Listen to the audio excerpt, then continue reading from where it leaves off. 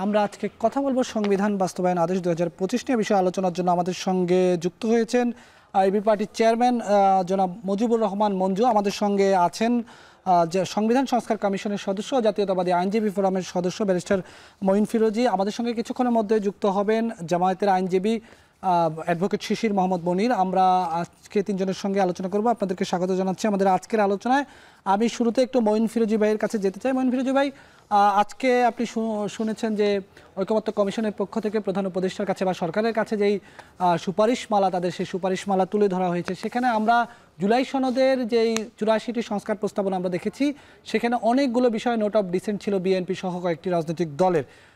আজকে যে জুলাই বাস্তবায়ন আদেশ আমরা দেখতে পেলাম, যেটার খসড়া আমরা দেখতে পেলাম, সেখানে 48টি সাংবিধানিক বিষয় যুক্ত করা হয়েছে, যেখানে কোনো ধরনের নোট অফ ডিসেন্ট বিষয়গুলোকে যুক্ত করা হয়নি, যেটা নিয়ে তীব্র প্রতিক্রিয়া জানিয়েছে বিএনপি।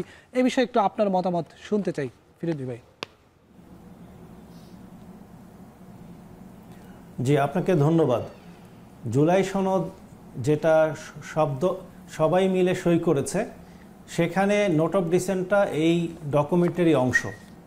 এখন যদি এই অংশটুকু বাদ দিয়ে দেয়, তাহলে আমি যখন একটা ডকুমেন্ট সই করি, আমি কিন্তু ওর পুরো কন্টেন্টটা এটা দেখে আমি সই করি।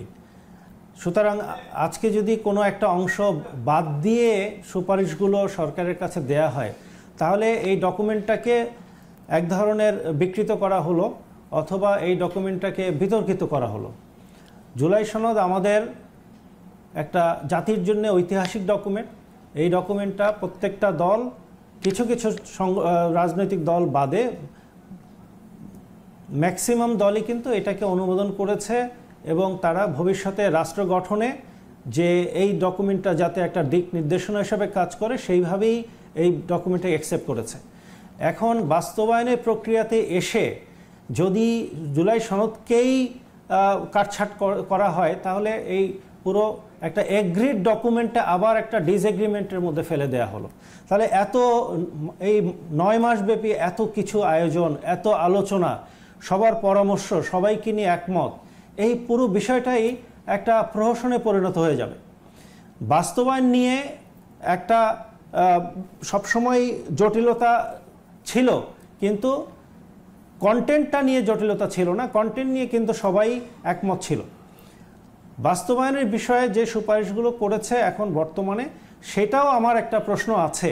সেটা হলো, এই প্রক্রিয়াগুলো নিয়ে কেন সমস্ত রাজনৈতিক দলের সাথে যখন একসাথে আলোচনা হলো, তখন এই জায়গাটা ওনারা এই প্রস্তাবগুলো তখন তুললেন না? কারণ এই প্রস্তাবগুলো তো ঐক্যমত্য কমিশন গঠন করার মূল কারণটা কি ছিল? ঐক্যমত্য কমিশন কিন্তু নিজের কোনো মতামত দেওয়ার কথা না, যেটা মাননীয় প্রধান উপদেষ্টা প্রথমেই ঐক্যমত্য কমিশনের প্রথম অধিবেশনে বলেছিলেন, যে আমরা ঐক্যমত্য কমিশনের কাজ হবে সবার বিষয়গুলো একসাথে করে জাতির সাথে উপস্থাপনা করা।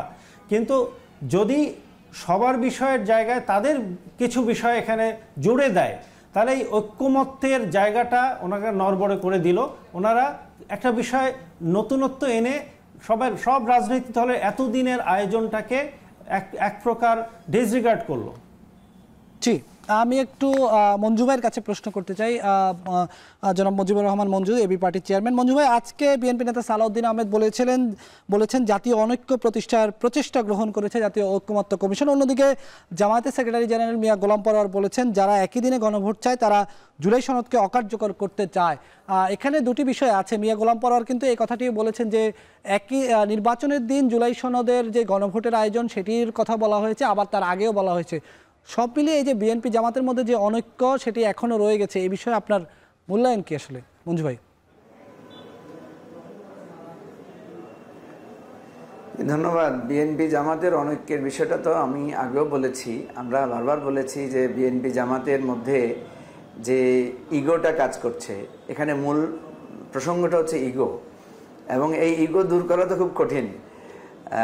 কারণ আমরা ঐকমত্য কমিশনে যতগুলো আলোচনা করেছি, আমাদের যত যুক্তি খণ্ডন সব কিছু আমরা তুলে ধরেছি। এখন দেখেন, ভোট কি আগে হবে না একই সাথে হবে, এটা পিওরলি হচ্ছে সুবিধা অসুবিধার একটা ব্যাপার। আমরা বলেছি যে ইলেকশন যদি একই দিনে হয়, কিছু খরচ বাঁচবে। কিছু প্রশ্ন করার থাকলে আমাকে বলে দিও, পিছিয়ে যাও। অনেক বেশি হবে। কিন্তু একটা থ্রেট থাকে, সেটা হচ্ছে ইলেকশনের দিন যদি বিভিন্ন জায়গায় কেন্দ্র দখল বা কেন্দ্র বাতিল হয়, সেই সাথে মানে সংসদ নির্বাচনের পাশাপাশি গণভোটটাও ডিস্টার্ব হবে। আর যদি আগে হয়, কারণ গণভোট নিয়ে তো মারামারি হওয়ার সম্ভাবনা নাই, তাহলে গণভোট আগে হলে একটা ঝামেলামুক্ত গণভোট হবে, কিন্তু উপস্থিতির ব্যাপারটা হয়তো পার্টিগুলো সেভাবে মোবিলাইজ করবে না, হয়তো উপস্থিতি কম হতে পারে, টার্ন ওভার কম হতে পারে। তো এই দুইটা সুবিধা অসুবিধা বিবেচনা করে নির্বাচন কমিশনের সাথে পরামর্শ করলে সরকার যেটা নির্ধারণ করবে, আমার কাছে যেটা মনে হয় যে সেটা সকলের মেনে নেওয়া উচিত। আপনার মতামত কি? আমি যেটা বলেছি আমারটা। মঞ্জু ভাই, আপনার মতামতটা একটু জানতে চাচ্ছি। গণভোট আসলে একই দিনে হওয়া উচিত নাকি নির্বাচনের আগে হয়ে যাওয়া উচিত? আপনি এই বিষয়ে সুস্পষ্ট, আপনাদের দলের অবস্থান কি? আমাদের দলের সুস্পষ্ট অবস্থান, আমরা মতামত ব্যক্ত করেছি। আমাদের কাছে কম্পারেটিভলি মনে হয়েছে যে ইলেকশনের ডেটে যদি হয়, মানে সংসদ নির্বাচনের দিন হলে আমাদের টার্ন ওভারটা বেশি হবে আর খরচের জায়গাটা একটু কম হবে। কিন্তু এটা সত্য যে যদি নির্বাচনে গন্ডগোল হয়, কোনো আসনের নির্বাচন বাতিল হয়, তাহলে এখানে গণভোট কিছুটা হলেও ক্ষতিগ্রস্ত হবে। অতএব আমাদের মতামতের জায়গায় আমরা বলেছি যে আমরা একই দিনে হওয়ার পক্ষে, কিন্তু সুবিধা বিবেচনায় সরকার যদি মনে করে যে না একটু আগে করলাম, এটাতে আমাদের কোনো জিদ নাই। মানে আমাদের কোনো এমন না যে আমাদেরটা না শুনলেই আমরা মানবো না, এই ধরনের মানে গোড়ামি বা গোয়ার্তমি করার বিপক্ষে আমরা। জি, মঞ্জু ভাই, নোট অফ ডিসেন্ট নিয়ে আমরা কথা বলছিলাম। একটু আগে মঈন ফিরোজ ভাই বললেন যে আসলে এই যে নোট অফ ডিসেন্টগুলোকে যে বাদ দেওয়া হয়েছে, কোনো রাজনৈতিক দলের সঙ্গে আলোচনা না করে এটি বাদ দেওয়া হয়েছে, এবং এই বিষয়ে আপনি কি বলবেন? আপনার একটু কথা শুনতে চাই। আপনি তো পুরোটা সময় জাতীয় ঐকমত্য কমিশনে আপনি অংশগ্রহণ করেছেন, আপনি সেখানে পারফর্ম করেছেন, একটু শুনতে চাই এই বিষয়ে যে আসলে কি কোনো রাজনৈতিক দলের সঙ্গে আলোচনা হয়নি এই বিষয়ে? একেবারে জুলাই সনদকে কি কাটছাট করে ফেলা হয়েছে? না, নোট অফ ডিসেন্টের বিষয়টা নিয়ে আমরা আগে থেকেই বলেছি যে বিএনপি বা আরও যারা নোট অফ ডিসেন্ট দিয়েছেন ওনাদেরকে আমরা অনুরোধও করেছি যে আপনারা নোট অফ ডিসেন্টগুলো প্রত্যাহার করে নেন, এবং লাস্ট মুহূর্তে আরও কমিয়ে আমরা এই প্রস্তাবও দিয়েছিলাম যে আপনারা অন্তত উচ্চকক্ষে ভোটের পিয়ারটা অন্তত মেনে নেন, এটা থেকে নোট অফ ডিসেন্টটা আপনারা প্রত্যাহার করেন। দেখেন, এত বড় একটা আলোচনা হয়েছে, এত কিছুতে আমরা একমত হলাম, এখন সরকারে কে যাবে না যাবে এটা তো আমরা এখনো জানি না, তাই না? তো সুতরাং কেউ যদি প্রি অকুপাইড কনক্লুশন থেকে মনে করেন যে ওনারা সরকারে যাবেন, ওনাদের সুবিধা মতো করে এই সাংবিধানিক সংস্কারটা ওনারা চান। আচ্ছা দেখেন, আমি একটা মানে বোঝার জন্য বলি, কালকে যদি ধরেন এমন হয় যে বিএনপি সংসদে সংখ্যাগরিষ্ঠতা আসন পেল না, তখন কিন্তু এই যে বিএনপি নোট অফ ডিসেন্ট দিচ্ছে, এটা কিন্তু তখন তার বিপক্ষেই যাবে, তখন তার কাছে এটা খারাপ লাগবে। অর্থাৎ এই যে ওনারা মনে করে নিচ্ছেন যে ওনারাই সরকারে যাচ্ছেন বা যাবেন, এই ধারণা থেকেই এই নোট অফ ডিসেন্টগুলো ওনারা দিচ্ছেন। এটা কিন্তু ওনাদের জনমত ওনাদের বিপক্ষে যাচ্ছে, আমরা সেটা কিন্তু বোঝানোর চেষ্টা করেছি, এবং আমরা এটা বলেছি যে ঠিক আছে ওনাদের নোট অফ ডিসেন্ট ওনারা দিয়েছেন, কিন্তু জনগণ যদি মনে করে যে না এই নোট অফ ডিসেন্টগুলো এক্সিকিউটিভ প্লেসে বা মানে এক্সিকিউট করাটাকে জনগণ মানছে না, তাহলে গণভোটের মধ্যে দিয়ে এটা ফয়সালা হবে। জি, মঞ্জু ভাই, আমরা আপনার কাছে আবারও আসবো। আমাদের সঙ্গে এরই মধ্যে যুক্ত হয়ে গেছেন জামায়াতের পক্ষ থেকে যিনি ঐকমত্য কমিশনে অংশগ্রহণ করেছেন, অ্যাডভোকেট শিশির মোহাম্মদ মনির।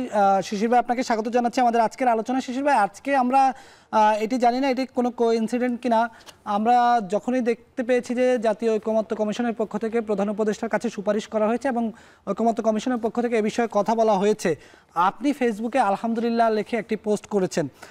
এটি কি আসলে আপনি কোনো কারণে এই ঐকমত্য কমিশন যে সুপারিশটি করেছে, এটি কি আপনারা আপনাদের বিজয় মনে করেছেন, এই জন্য আলহামদুলিল্লাহ বলেছেন? শিশির ভাই,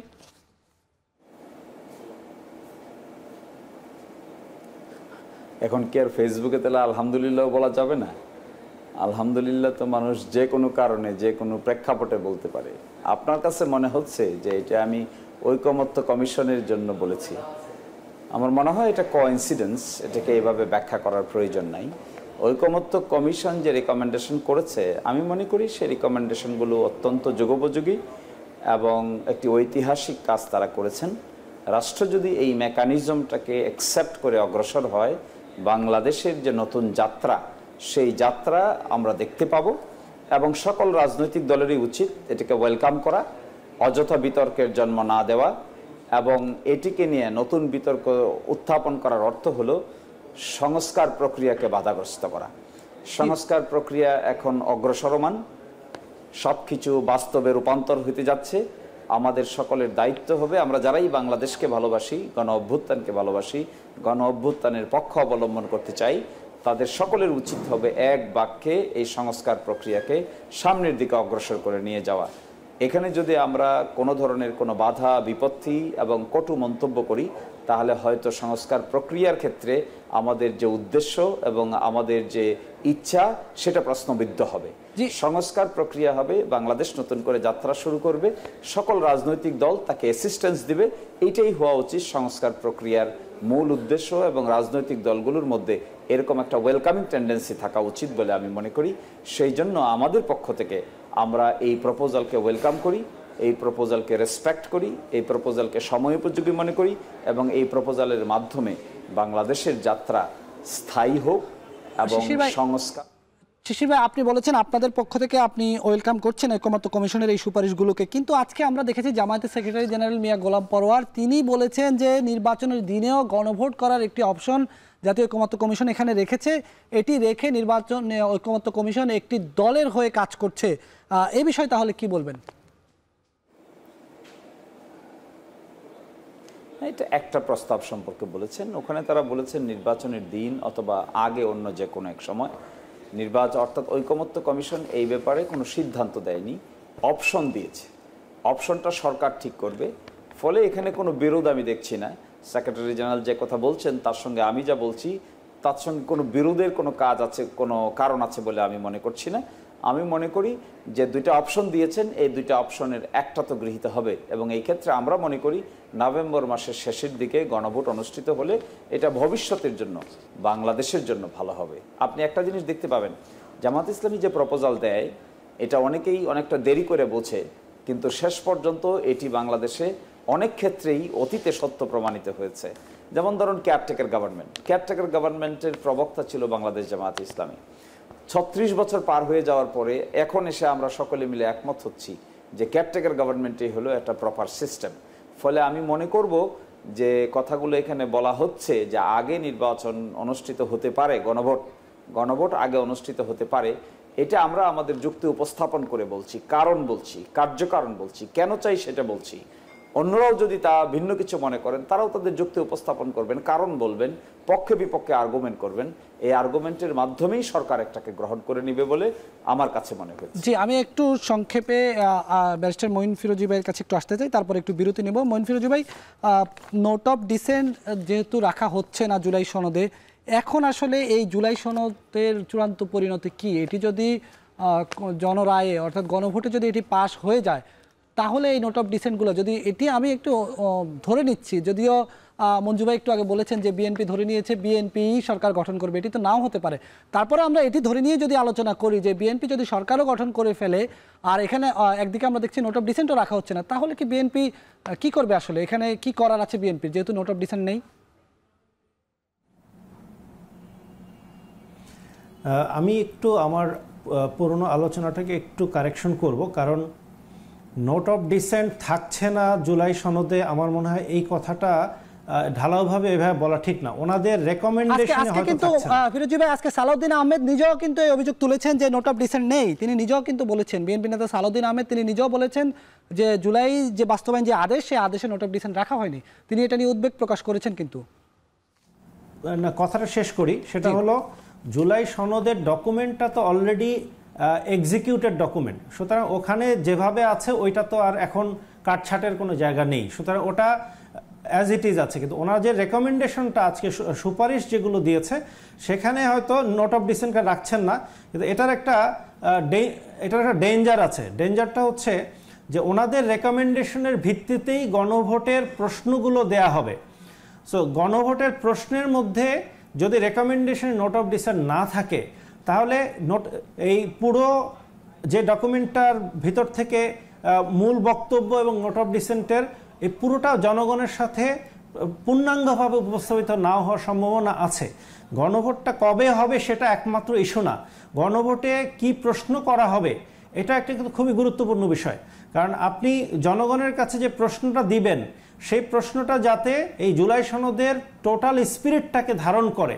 কারণ মানুষ যখন তার মতামত দিবে, ধরেন হা অথবা না, তখন যাতে জুলাই সনদের প্রত্যেকটা বিষয়ে রিফ্লেকশন হয়। নোট অফ ডিসেন্ট কিন্তু জুলাই সনদের একটা বিশেষ অংশ, কারণ নোট অফ ডিসেন্টের মধ্য থেকে একটা কথা বলা আছে যে যেসব দল ওই পার্টিকুলার পয়েন্টটা এগ্রি করে না তারা তাদের ইশতেহারে রাখতে পারে, এবং তারা যদি ইলেক্টেড হয় তাহলে ওই ইশতেহার অনুসারে তারা তাদের ওই পয়েন্টটা থেকে ডিফার করতে পারবে। সুতরাং এই পয়েন্টটাও কিন্তু, নোট অফ ডিসেন্টটাও কিন্তু জুলাই সনদের পূর্ণাঙ্গ ঐক্যমতের একটা সাবজেক্ট হিসাবে এসছে। সুতরাং সুপারিশে যদি এই বিষয়টা না থাকে তাহলে আমাদের গণভোটেও এই জিনিসটা না থাকার সম্ভাবনা দেখা যাচ্ছে। সো এই বিষয়ে আরো ক্লিয়ার করা উচিত ঐক্যমত্য কমিশনের। জি, অনেক ধন্যবাদ।